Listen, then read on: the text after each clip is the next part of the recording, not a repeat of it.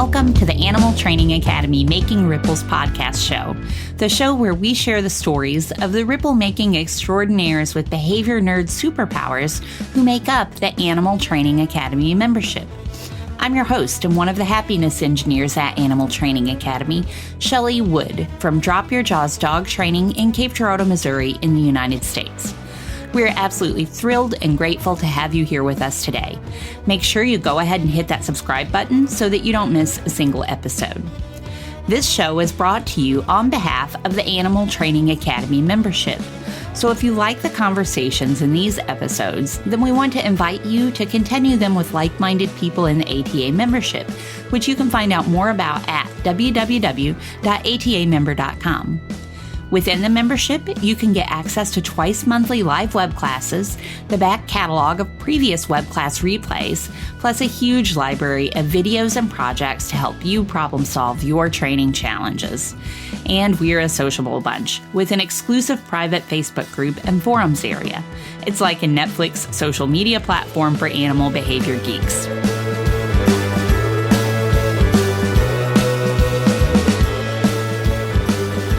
Today, we welcome Dr. Julia Lomb to the show. Julia graduated from vet school in Munich, Germany in 2008. She worked for several years as a dairy vet, helping cows to calve and sick calves to pull through. In 2013, she moved to Canada and joined the British Columbia UBC's Animal Welfare Program. In her PhD research, she aimed to better understand sickness and pain behavior in dairy cows so that sick cows can be recognized and helped as early as possible. In 2017, while still at grad school, Julia joined Dr. Susan Friedman's Living and Learning with Animals course, which sparked her interest in applied behavior analysis and positive reinforcement training, adding a new layer to her thinking about behavior and changing her career interest. Since then, Julia has conducted research on the use of positive reinforcement training in dairy cows and found her passion in bringing more R+ to the dairy industry, graduated from KPA as a CTP, or Certified Training Partner, and started her own dog training and behavior business in Vancouver, British Columbia. Julia, welcome to the Animal Training Academy Making Ripples show. We're super excited to have you here with us today and cannot wait to learn more about you and your work. Hi, Shelley. I'm so excited to be here. Thank you so much for inviting me. It's just so exciting to be here. Well, I'm glad that you agreed to come. I've been wanting to invite you on the show for a while. I know you're doing some really interesting and important work that lots of folks are going to want to hear about. So I'm excited to be able to share some of your ripples with the larger world beyond the Animal Training Academy community. And speaking of the Animal Training Academy, this show is all about highlighting the wonderful work that the members are doing. And in the Academy, we often get to learn about the specific animal training that some of us are doing, which is really cool. And we're going to talk about that a little bit more today, too.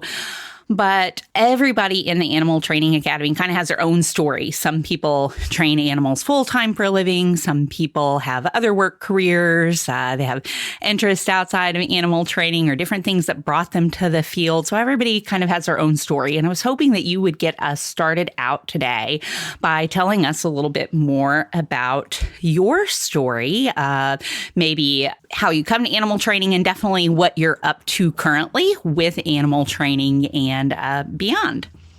Yeah, for sure. So, as you read, my career really has been more in the veterinary world and then research world. And while all of that, of course, had some level of behavior in it, for sure, as a vet, you look at behavior as an indicator for health or sickness. And also in my research, I looked at behavior. I really never had this perspective or this lens to look through in terms of applied animal behavior and reinforcement histories and everything that comes to training. And I really learned about that when I joined Susan Friedman's course. And that for sure was one of the big events in my life that got me to animal training and got me more interested in animal training. And it must have been pretty much around that same time that I learned about the Animal Training Academy, and I joined joined, I want to say in 2017, 2018, something like that. So it has been a few years, which, has helped me out so much and really got me or kept me in the animal training world as well. And so after I finished my PhD, I feel like I'm always doing two things.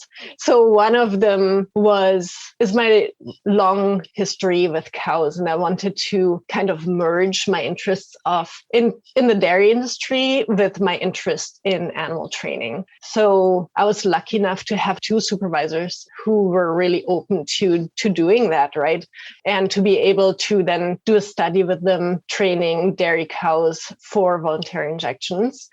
And then at the same time, I was also getting more and more into dog training and started my own dog training business last year. And that's what I'm doing mainly right now.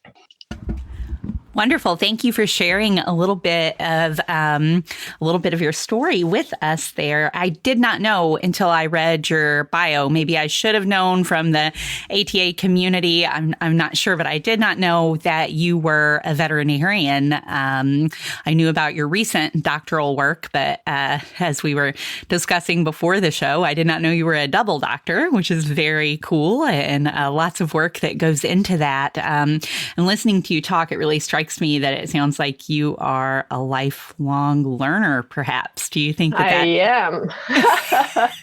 Yeah, definitely. And you know what? I find that's kind of the fun of the animal training world. I find especially the animal training community we have, right? This academy community that we have, that everybody there loves learning so much. And that just brings so much fun. And it feels so good because it also allows you to be that learner and allows you to be okay with not being so good at something and then progress from there and everything. So I really, really enjoy that for sure. Well, you can tell you really enjoy it from your history and just from me looking at you as you're sharing about your learning. I can tell that you do definitely enjoy it.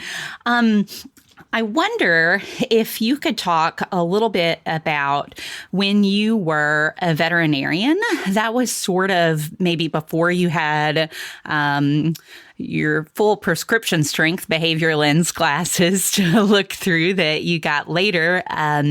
But I wonder if you see some overlap in any of the work that you did as a veterinarian and the behavior work that you do today, or looking back, if you see that work, and I say looking back, I don't know if you're practicing as a veterinarian at all. Okay. So looking back, if that work influences things that you do today?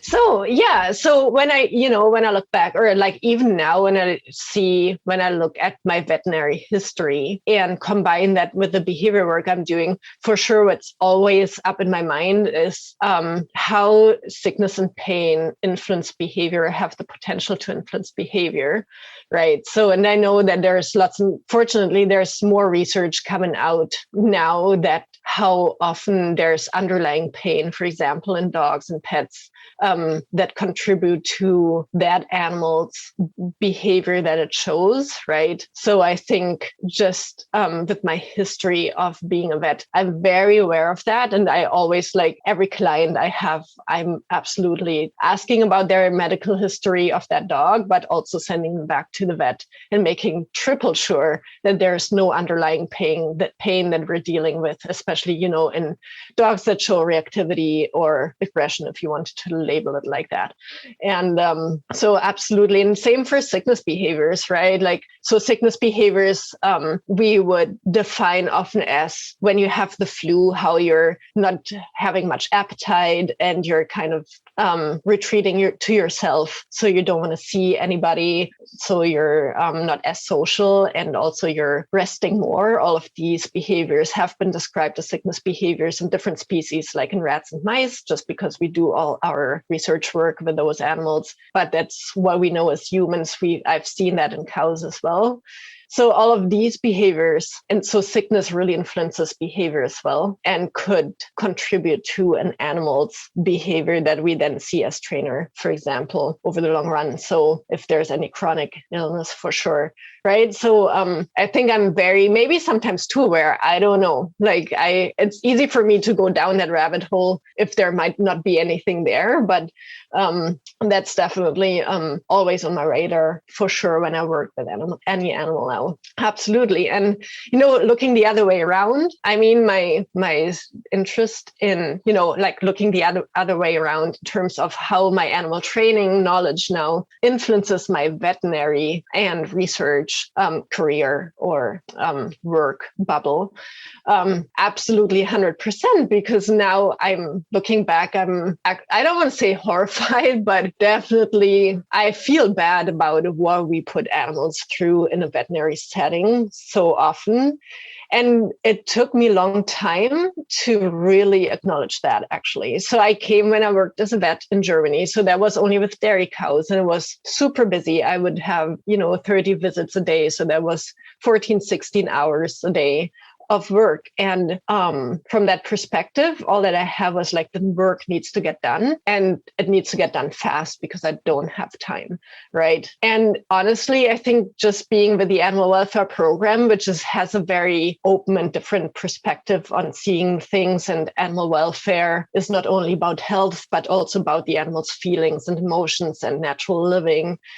So there are different perspectives. So it took me years of being in that environment to slowly get away and back off from this, the work needs to be done. You don't have that option as a vet, to being open to maybe that there's a different way. And then I came across Dr. Susan Friedman's work and the ATA community and everything. And then, of course, now I can see how it actually, once the animal's trained, it will save you so much time and effort and everything, right? And the entire fear-free movement and voluntary participation of animals in veterinary procedures is huge. And that's what I do with my dogs now and with my animals now. And that's my interest in, for sure, in the dairy industry as well. But it took me a long time to get there. So, just mentally to get there and to accept that there's that different way that can actually work. So I'm happy to see that there's generally different thinking in the veterinary world, but I can also very much understand how maybe this doesn't seem a really viable solution to many vets quite yet because of their long work history, long work hours. They have a lot of stress already. So being open to new solutions can be really hard. So yeah, that would probably be the most effect the animal training has on my veterinary thinking. Again, it makes total sense how that would have a huge impact both ways that you just talked about, your veterinary history on your animal training and the other way around as well.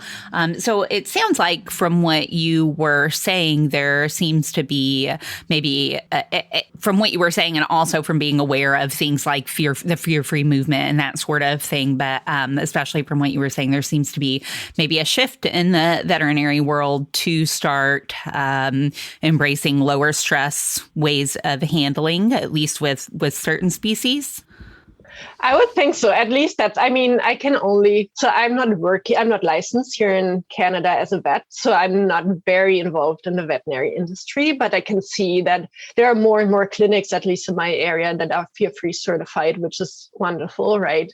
And, let's not even add COVID to that whole situation, which is so difficult, right? And so I think, and which makes it so hard for the vets, which makes it so hard for guardians, because they have to, I don't know how it is in other parts of the world, but here pretty much you can't go inside with your pet to the vet. So you have to drop off your pet, which feels so wrong to let them in there by, to hand over the leash in front of the door pretty much. So that's hard. But yeah, so generally speaking, I think besides that, there is a movement more towards fear-free and gentle handling, and to different different degrees, right? Everybody does the best that they know at that time with the information that they have.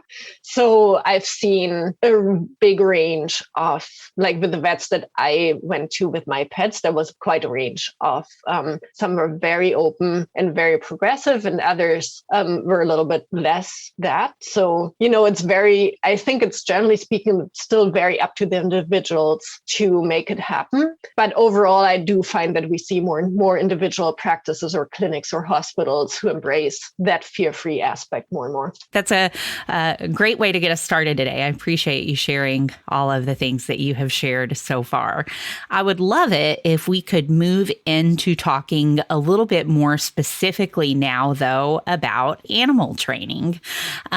So I'm hoping that you will have some things to share with us today, perhaps about some of your work with cows. But our first animal training related question is, could you tell us about a recent training related challenge that you've worked through? Maybe how you worked through the challenge, some things that you learned from it, and just a little bit about a challenge that you have worked through recently. Absolutely. And actually, I will talk about cows for that one, if that is okay. Even though it's not that recent, we did the cow training in 2019, but I remember it well and I learned a lot. So I think it's worth sharing anyways. So maybe let me just give you a little bit background to that heifer training study that I did, because I think it will help to understand where that challenge came from. So for that study, what we were aiming for was to train dairy heifers for voluntary and fake injections. Let me unpack that just real quick. So heifers, just that everybody's on board, dairy heifers are female cows who have not had yet a calf. So in my case, they were a year old. So they were teenagers, which, was not the best idea, but they're cow teenagers and a little bit harder to work with maybe than younger, older animals, but we worked it out anyways. And voluntary fake injections, what I mean with that is we trained them to stand still for an almost injection. So what we did was and there was a subcutaneous injection, so we pulled away their skin so we could go subcu and then poke them with a cut-off needle without actually going through the skin. So that was our training goal, to get to that point. And the reason for that was that we were interested in how the heifers then would react to an actual subcutaneous injection compared with animals that had not been trained at all. And so that was our training goal. And just roughly speaking, our training plan was to first teach them to calmly station in a certain location. And when they could do that for 10 to 20 seconds, to then do the desensitization and counter conditioning process of that second person who would give the injection standing next to them and then touching them and then poking them with different objects all the way up to that fake injection, pretty much, if that makes sense. So one of the biggest challenges for me, and I had never trained cows before, and I had never trained, in protected contact, which we did, was building the stationary duration behavior with calmness. That was so hard. And I thought I could talk a little bit about that, because I think that took us quite a while to get to that, and quite some troubleshooting and some problem solving skills there to work through it. So we had 8 heifers. And maybe I can describe to you what this looked like. So we brought them up one by one into a small area, training area. And for the stationing, which we had what is called a headlock, which is basically a set of bars, vertical bars, that can be opened just enough for the cow to stick her head through. And when she sticks her head through, you can close it around her neck. So then she's basically restrained in position, so she can't move forward or she can't move backward. And we had to use that location because we had those untrained heifers that we had to restrain for the research project. So we weren't free in choosing what we wanted it to look like, but we had to go with what we had to do with the control heifers, if you so want, for that stationing behavior. So getting the heifers, so let's talk about our trained heifers, getting them into the headlock. So we opened the headlock for them, getting them to put their head through was actually pretty easy. They learned that pretty quickly. They didn't have any history with that headlock in particular. So we chose a new location, new headlock, and they were fine doing that. And by the way, of course, we never closed that headlock on the trained heifer. So they were always free to go. But teaching them to stand there calmly and waiting for the next food delivery, and we used grain as reinforcer, that was so tough. So they were just so happy about that grain. And heifers and cows are very heady. They move their head a lot and they push with their head a lot. And they were just so wiggly all over the place. And, from everything that I had read and learned about that stationary behavior for medical purposes was that ideally it would be calm behavior. So we didn't want all the head movement and we didn't want them move their feet all the time. We wanted for them to stand really calm. And so I just went with shaping at first, and that worked for some heifers and it didn't work for others. So I can tell you a little bit about the problem solving process that we did there. So the first thing was community and team. Like, it's amazing how you cannot do things by yourself. You need people to help you out. And that was the case. So, at that point, maybe I can give a huge shout out to my team members at UBC, like my supervisors, Dan Wary and Nina von Kaiserling, but also my amazing helpers, like student helpers and assistants who work with me every day so hard, like Amandine and Philippine and like all the other students who were there. Who, brainstorm with you and to just support you and push you to stay in it, even if you want to leave. It's easy to be frustrated and just wanting to walk away. And it's amazing to have people there. But then also the ATA community, like Ryan himself gave me feedback on videos, training videos. Other community members, ATA members who looked at those videos or made different suggestions in either the Facebook groups or in the forums, that really helped problem solving, tiny little things that then kind of slowly move you into the right direction. And then the other thing that really helped, which also I learned through ATA, was doing flow charts with, and I think Eva Bertelsen teaches those, which was amazing to really sit down and plan my training sessions. So that I didn't have to make all the decisions while I was there. I had already made those decisions before the training, right? And then, of course, you don't always follow through, but generally speaking, it helped a lot. And it helped a lot communicating with my assistant, Amandine, at that time, because we could sit down together and come up with, what are we going to do if that happens? We're going to do this, and I'm going to do that, and you're going to do that. And we were just on track together and really clear about our actions that we wanted to take if it didn't work out. And then the other thing that really helped was videotaping and watching back those videos every single session and really looking at my actions at what the animals did. And a fun thing of that one was that I never realized with dogs how you're kind of seeing the entire dog while you're working with them, but with the heifers mainly also partly because you're like in protected contact. But I didn't actually see the entire heifer. I saw her face and her head and her front legs, but I didn't see her entire body. So watching back those videos was actually really telling about what happened in the entire picture, and also helped obviously to evaluate my own decision making in every single process. And along with that, being able to take records and tracking my progress in terms of how long a heifer could actually stand calmly every day. So I had it mapped out over 10 to 15 days, and I could totally see some heifers progress every day. And, some days wouldn't go as well as others, but overall, I guess we're all very familiar now with 7-day averages, thanks to COVID.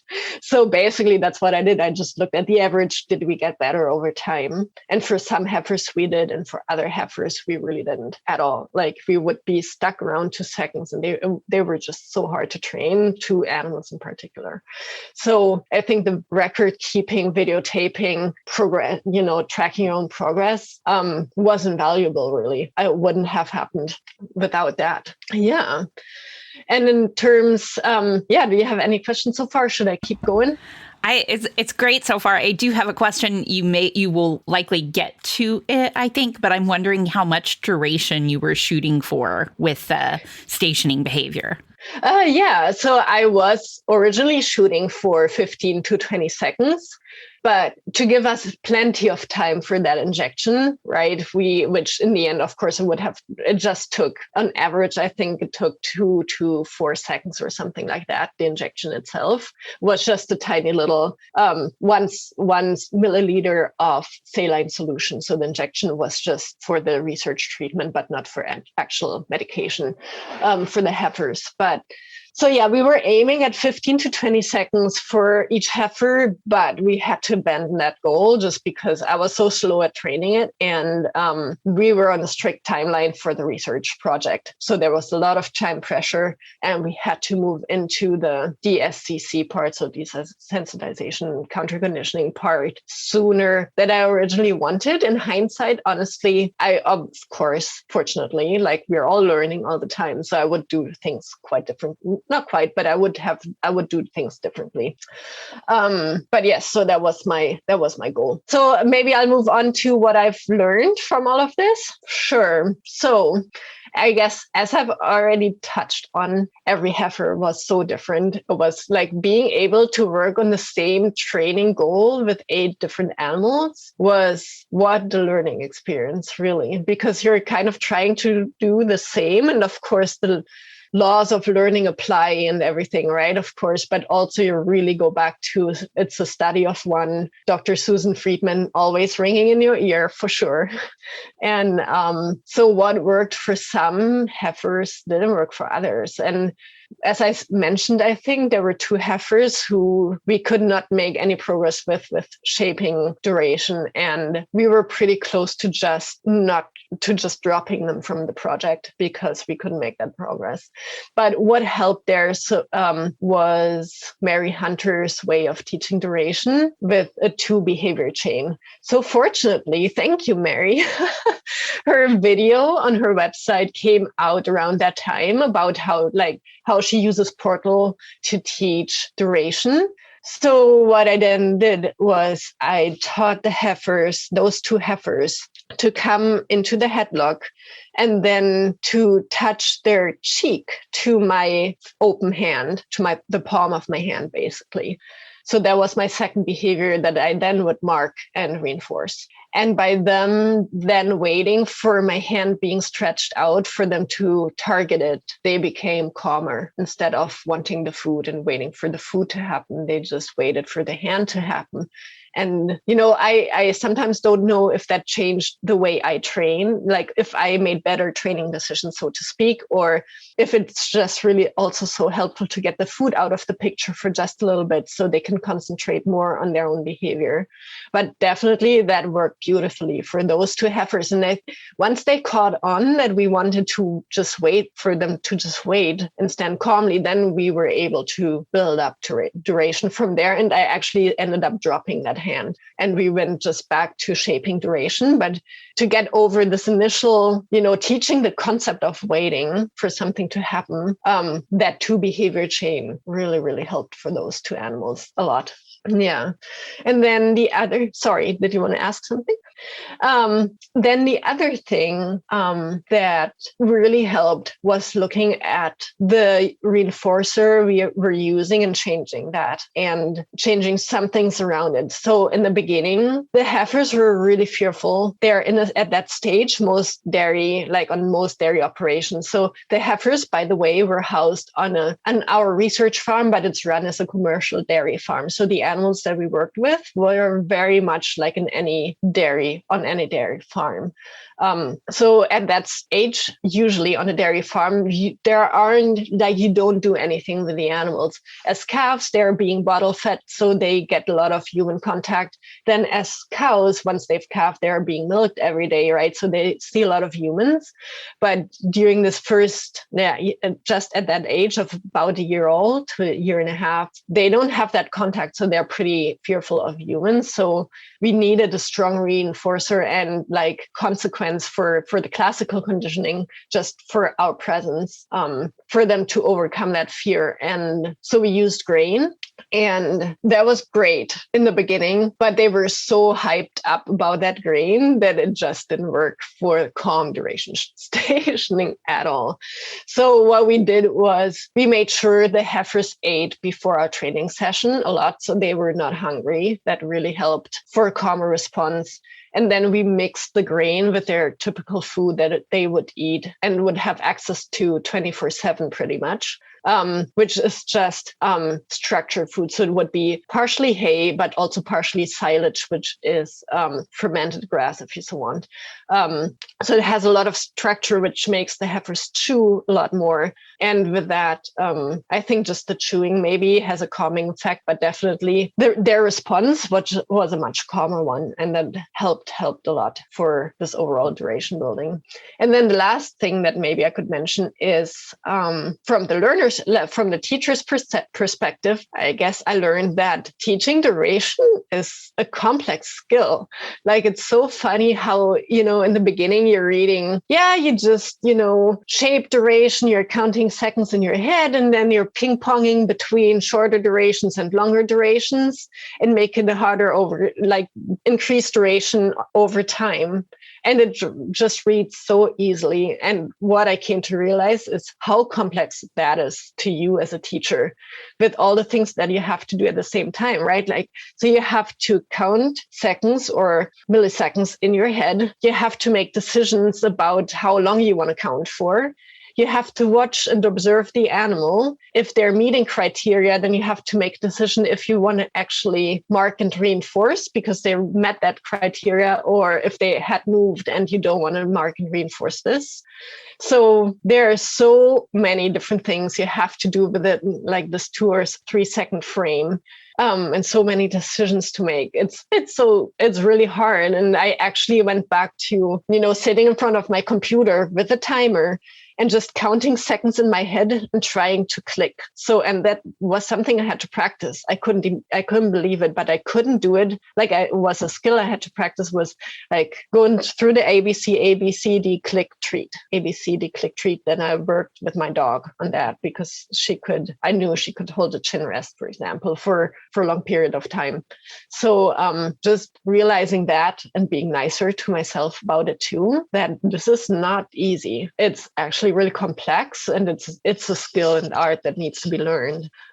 Was really eye-opening. Just, I think, because in the animal, not everybody, but I think it's one of the things it's just one of the 3Ds, distraction, distance, duration, and then you just do duration. And it wasn't just do duration. It was really hard. That is all so interesting. So much stuff there that could be unpacked that is super fascinating, from the fact that you were working with 8 different heifers and like you said, Dr. Susan Friedman's words were ringing in your ears about a study of one. Each heifer responded differently to the same training, and you had to tweak things for each one. And the things that you're saying about the duration training and the complexity of it are just really, I think, really spot on. And it's really interesting to be having this conversation right now for me, because there's a great discussion going on in the Animal Training Academy Facebook group right now. I don't know if you're nodding your head. Have you seen a little bit of that recently about duration and about Mary Hunter's she did a workshop for the ATA community on teaching duration and using the kind of method that you're talking about as well. Have you seen some of that discussion happening? I've seen some of the discussion in the Facebook group. I haven't caught up yet with the webinar she did, which, is high up top on my list for sure. But yes, like just just the discussion around release cues and behavior chains and how that is the same or it's not the same. And, like it's super interesting stuff, right? Because it's such an everyday concept we have to address when we're training animals, because it doesn't apply to everything, but applies to really many of the behaviors that we're teaching on a daily basis to dogs, to other animals. So I think it's a really interesting conversation to have for sure. Yeah. And the conversation that's going on in the Facebook group actually prompted me to watch that web class last night. So to be having this conversation with you right now is even more meaningful for me. So thank you. And very, very cool that that is the method that you used with a couple of the heifers to get the duration. And then you may have already said this, but were you able to get all 8 heifers to station for the fake injection? Yes, we did. So that was amazing, actually, because there were times, like, I think, actually, to be honest, I think there were probably 3 or 4 training sessions. So we did train all 8 heifers every time that we trained. So it was like long training days, like maybe, not that sounds too long, maybe, probably, but, we would train for like 2 hours in a row with everything. And then, so I did walk out I was just getting frustrated. So that's another thing that I have learned is that over the years, it's better to walk away from the training session instead of forcing it, and instead of making bad decisions and undoing all of your good training within one session because you're so frustrated and you can't really see a solution. There's no point of being there. Another good reason to have an assistant or helper and amazing colleague with you, because sometimes they would just sit down with you and, make you breathe and eat and drink something so that you can relax and get back to thinking, and then you can move on. So that sometimes helped, or sometimes we just walked away and decided to end the training for that day. We managed to train all 8 dairy heifers. We didn't manage to train all 8 dairy heifers for the duration I was wanting in the first place, but that was okay. So we did have to tweak everything a little bit anyway. So the other thing where they were really different was the desensitization and counter-conditioning process. And they all had different roadblocks. So for some of the heifers, it was really scary having a person standing next to them. And it took a while to move through that part. And for others, they were just fine with that, but being touched was really scary. And then for some, being touched in itself wasn't so bad, but being poked with something, that caused a little bit of discomfort or pain was really hard for them to be there and stand there calmly. So we had very different progression in that part as well, with some heifers being really okay and just fine working with us, and with other heifers making really slow progress. And because we had like this time limit, we needed to finish up the study, and because we needed 8 animals for research, right? You need a certain number of animals or a certain number of data per group to satisfy the, as we say, statistical power, which just means you want enough data points to be able to then actually draw certain conclusions from the findings that you have. And you couldn't base that on just 1 or 2 animals. So 8 animals already is at the very low minimum of number of animals that you would need, but it was what we could do in terms of, how many animals can you train at the same time, while also making sure from a statistical perspective it's going to be okay. So that was kind of our compromise there. So we needed to keep those 8 animals if at all possible. And then what we decided, because some of them were progressing so slowly, is that we were actually feeding them during the actual injection. So we trained them all to be okay for the fake injection. And then in the end, we didn't plan on doing that, but we just had to kind of come up with a solution that worked for all the work that we had done.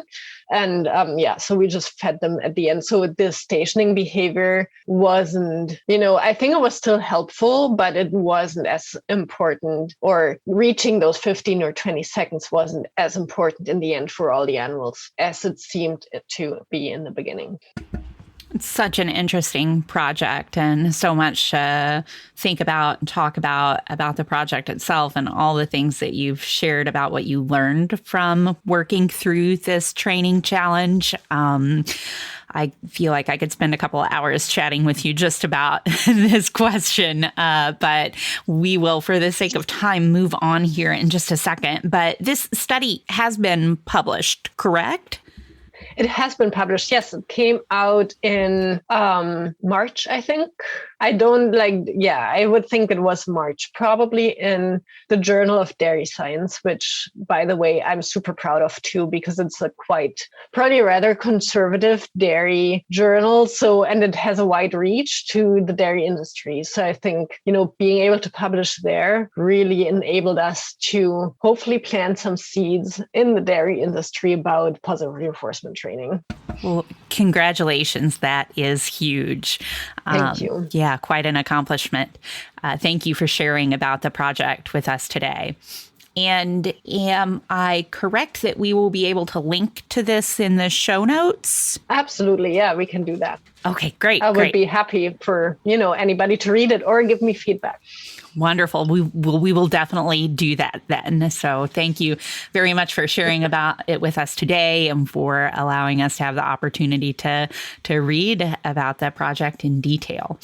Moving on and still talking about training specific things, I am hoping that you will now, and I'm sure that last one meets this criteria as well, but I'm hoping that you will share a story about another training situation that you have been involved in that you are proud of, or to use the words of Anat Shalev, who was on the podcast last month, that you found reinforcing. So a training situation that you are proud of or found reinforcing. So let's talk about a little bit about dogs, I guess, and teaching guardians of dogs. And so one of my when I work with dog owners, dog guardians, one of the training or behavior challenges I really enjoy working with is dog reactivity towards, what we label as reactivity. So barking, lunging towards any triggers that they might encounter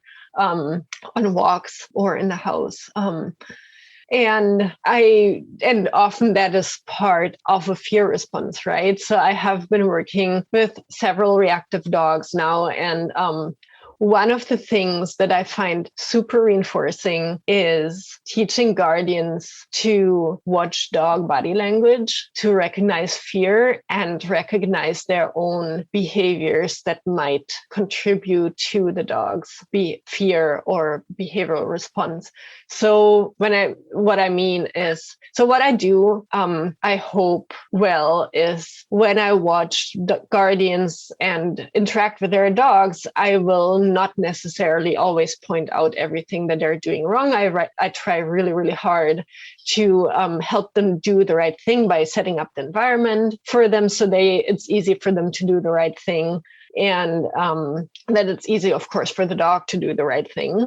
But, and I will note when I see things that I would probably not suggest for people to do. So let's say we're working with a really small dog, and you can see how the dog is quite shy of hands and the guardian reaching out towards that dog or petting the dog as form of reward or what they think of reinforcement, which clearly isn't in that situation. So I will take a mental note, and I will then point out behaviors that the dog shows, not necessarily in that environment, but just generally speaking. And then help the guardian to do other behaviors that they could do instead of the petting. So, for example, feeding treats or scatter treats. So just as a part of differential reinforcement of alternative behavior for the guardian, pretty much, right? So that they do the right thing, don't do the reaching over the head anymore, and at the same time have the opportunity to learn and observe their dog. And I think one of the most reinforcing things that happen is when then guardians come back and tell me, you know what, I've always petted the dog on the head and she actually really doesn't like it. And I never had to say that, but they just had the opportunity to learn about their dog's behavior and to learn different ways and start to really observe themselves in a safe environment. And I love that, first of all, that they get to that conclusion and that they will do differently. I love that they're feeling safe enough to tell me this, and sharing this. And I just feel that it's such a nice way of working with people and dogs and helping them get better together without, pointing out any mistakes, and just being able to extend that compassion that we bring towards the dogs to the people is just feels really good and is amazing. Does that answer your question? Yeah, that is a wonderful answer to the question. I can definitely see why you would find that reinforcing. It sounds like you're using the same skills that we use to help to teach the dogs the desirable behaviors we would like to see in certain contexts with the humans as well. And it's working beautifully, it sounds like. So I would find that reinforcing as well. So yeah, thank you very much for sharing that. I love the idea too of that you're never even pointing out to them the thing that you don't want them to do in that context anyway. Exactly. In that context. And of course, if you see something that really, where you're worried about safety or where you're really worried about the dog's well-being, of course, I would point that out, right? And I haven't had yet a situation where I really had the need though. So I never had a situation where a guardian would bring a training tool that I wouldn't generally use myself or recommend using. So for example, be it e-collars or prong collars or anything, I have had people asking me about it, and then I will, tell them that I'd prefer different ways, but yeah. So of course, there will be situations where you have to be a little bit more open about or be more direct about any such thing. But generally speaking, I think I'm well better off working towards what I want them to do instead of dwelling on the things that, that might not go so well unless they're asking me directly about exactly that. It also reminds me of a quote that I hear sometimes, and I hear it attributed to Dr. Friedman.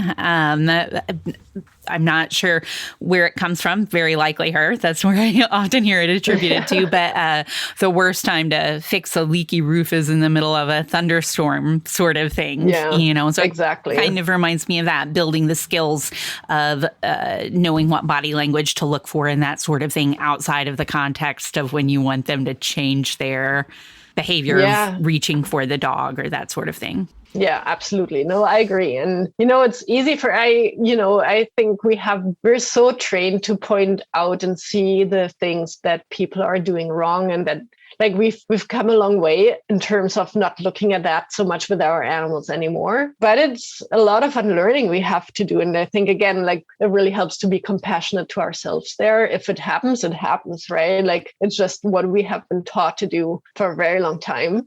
But I think the results we see when we're shifting more to seeing, observing, and reinforcing the positive behaviors in humans as well are just so beautiful and so paying off go in that way that it's a really worthwhile thing to do, is to develop our skills of that positive reinforcement training or teaching of the human learner as well.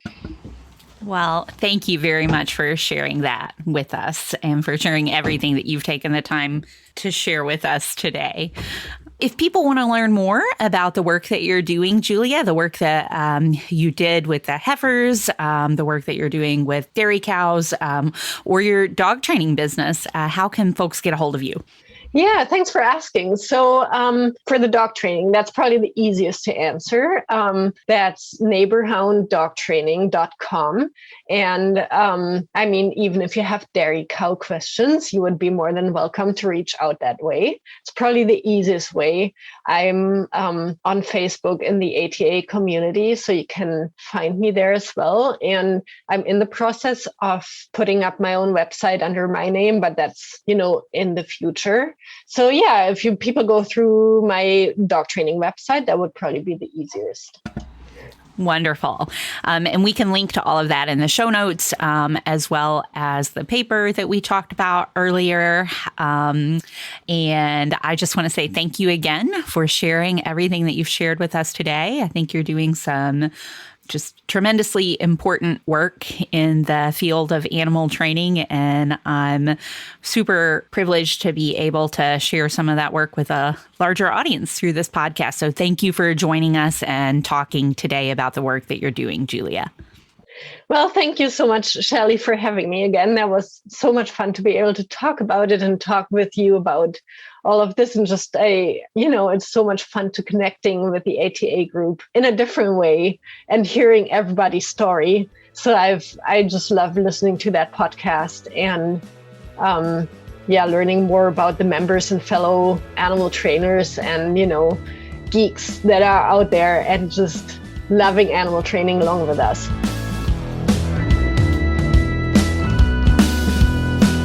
We do, of course, appreciate all of you tuning in as well.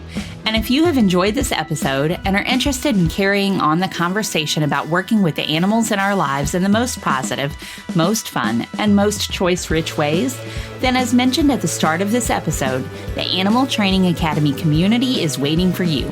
Head on over to www.atamember.com and click on the membership button in the main menu to learn more about what members are describing as the Netflix social media platform for behavior geeks. That's it for this episode, though. Thank you so much for listening. You'll hear from us again soon.